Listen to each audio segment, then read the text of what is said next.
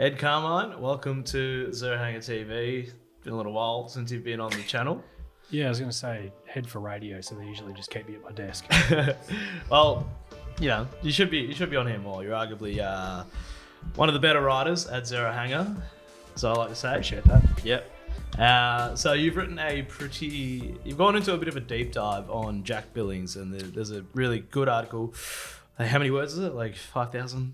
No, it's one of the shorter ones, so I think it taps it at about 3,500 this one. So it's called Why Aren't Clubs Chasing Jack Billings, which is a very interesting question. So why aren't clubs chasing Jack Billings? Where do we want to start? Taking a pick 3 in 2013? Yeah, so taken with a very, very, very early pick by St Kilda, seen by recruiters as someone obviously worthy of that pick. It sort of clouded his career. So that top 4 was, how many was it? It was Boyd at 1. Boyd at 1, Kelly at 2, Billings at 3, and Bont at 4. Yeah. So, which is, 2 out of the 4 there are elite. It's true, but the scouting on Billings was that he was the sort of surefire pick. His juniors, his TAC Cup form, his Metro form, his school form, all of that sort of pointed to it. It was Bont was the player that bolted up the draft board and sort of had knocks on him during his junior days that, couldn't shake a tag, couldn't sort of beat out of the contest, things now that just sort of seem quite laughable. But it was Billings, the player that was sort of drawing comparisons to the likes of Isaac Smith and Jamie Elliott at Collingwood. But as we know, 10 years down the track, he's just never quite got there. But whether that's his fault or St Kilda's inability to sort of develop players, it's probably somewhere in between. Yeah. It's just another one of those. That's like one of those classic things that Saints fans point to in terms of their success of the draft. Like, they could have taken Bont, they could have taken Petrarca. Yeah. Brayshaw, all that jazz. Yeah. It's just good fun. So you've started with, the article's great. It starts with this sort of an outlier game where Billings kicked 5 goals and had 30 disposals against Carlton. I think I actually remember that game.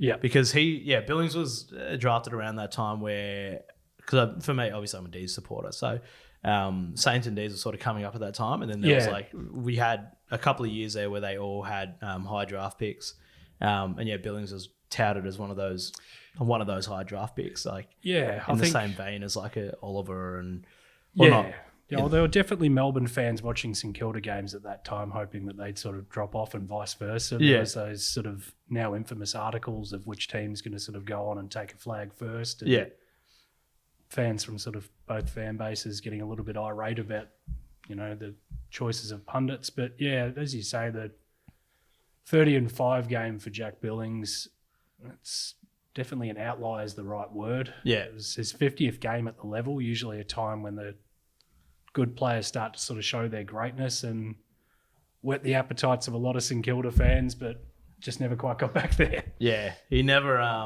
The article sort of outlines that that's probably his best game ever. He's never really reached those heights again. No. But then you went further down into stats. You're a bit of a stats guy.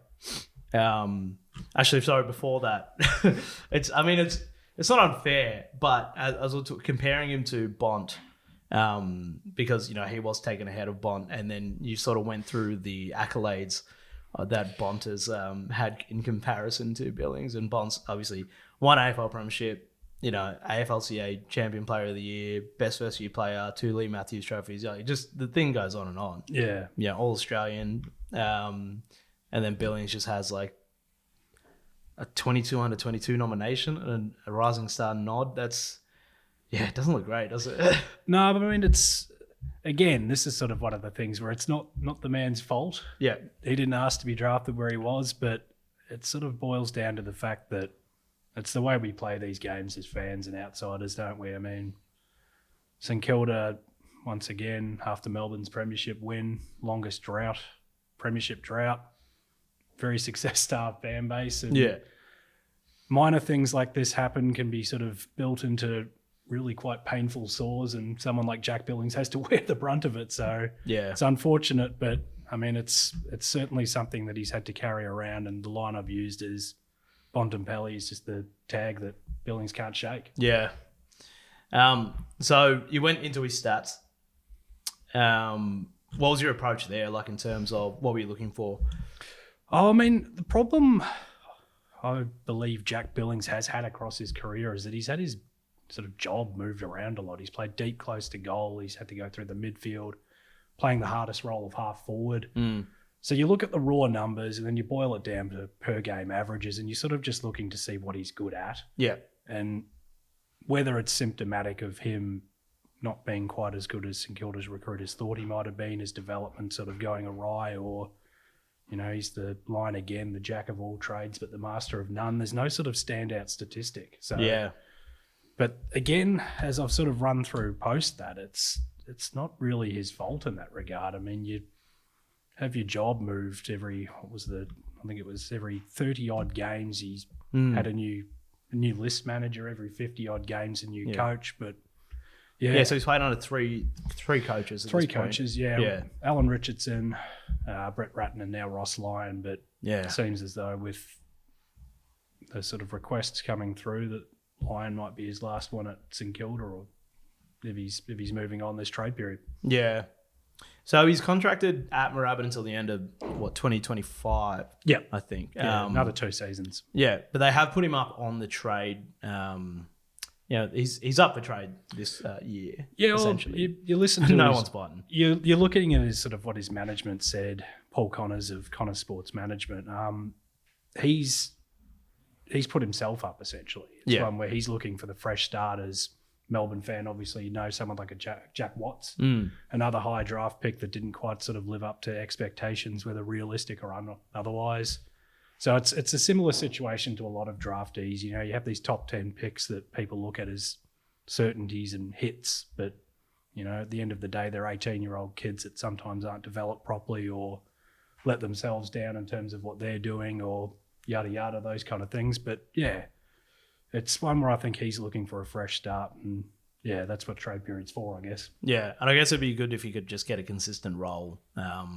You know, not getting moved around positionally. So, where did we land on, you know, potential landing spots? So, Collingwood potentially.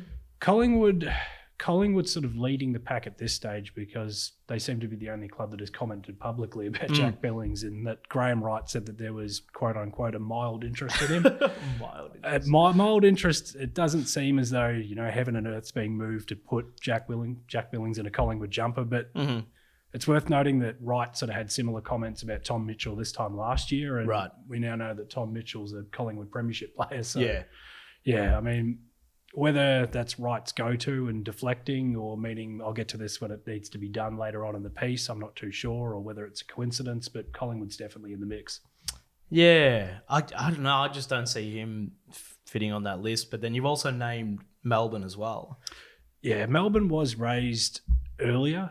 I mean, they've sort of seemed to have been eliminated from the process if you're reading reports out there on the market. But, I mean, again, it's the half-forward role that Melbourne, when have been up and firing, it works for them. Players like Sparrow and Alex Neil-Bullen, and obviously still at the club, these two players, but it's proof that when they're up and running, they use half-forwards properly. Yeah.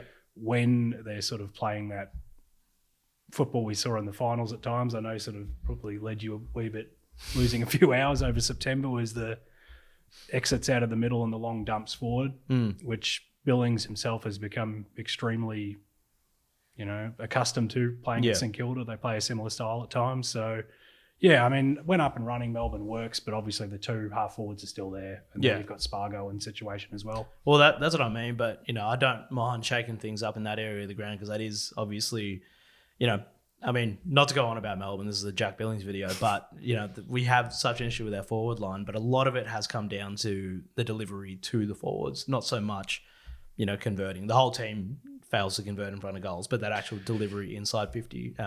So if Jack Billings can fix that, you know, come aboard. But well, I mean, if you look at Jack Billings' you know, accuracy in front of goal, he's not going to be helping with any of that waywardness. But whether you're sort of playing him as the high half forward, he's had time spent on a wing as well. I know you've got your two wingers locked up as well, but there's a position there. But then also you throw in the sort of friendship narrative as well that some people like to play in the media, some people like to play on social media. But He's also very, very, very good friends with North Melbourne co-captain Luke McDonald. So whether that's worth anything at this time of year, I'm not too sure. But I suppose it's worth noting that Jack Billings is a free hit, basically. While contracted at St Kilda, it appears as if they're willing to let him go for a price that's not going to break the bank. So Well, in terms of price, so I think you named sort of what he's on at the moment, which is roughly $500,000 at his best. $500,000 per season seems to be the sort of reporting. So $1 million for the life of the contract at St Kilda, but you break that into a third season, and $500,000 for a footballer with the new CBA is about average now. Yeah. So you break that into a third season, you're paying him the proverbial peanuts, and it allows you to keep someone on your book who, you know, has footballing ability, can play a role if they're allowed to play the role, but also, you know, you're not giving up heaven and earth for them. Mm-hmm. And 28 at the stage now, take him to the end of a third season, 31. That's not a nightmare at a list management point of view. Yeah. Even if he's sort of doing as he does now, playing the bulk of his football at VFL level, he can perform there. So, I mean, North Melbourne, club like that. Yeah. Player coming in, they need players, they have picks. So essentially whoever wants to take him, it kind of is like a low risk move. Like, it's a mulligan in golfing terms. Yeah. I mean, as a golfer, you know, I mean, there's another golfer who's terrible off the tee. I'm very versed in mulligans, so yeah, something like that. Yeah, beautiful.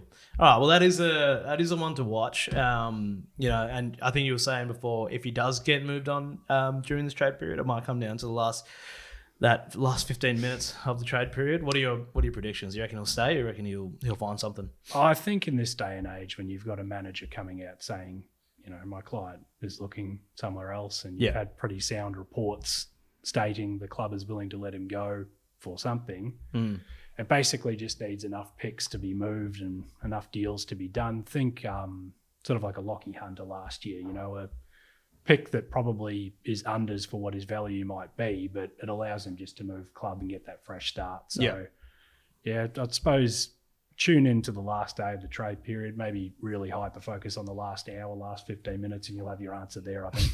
Yeah. All right. And, of course, we'll be covering all the trade period at zerohanger.com. Thanks, Ed, for coming on and chatting about this one. Have you got anything else in the works? Not at the moment, no. Just keeping an eye on things, but, yeah. Yeah. As one of those weirdos where numbers excite me, we'll never know. All right. All good, mate. And thank you for watching. Subscribe to the channel. We're obviously going to have a lot more content coming, especially during trade period. And then we have draft period coming up, obviously. And stay tuned at zerohanger.com.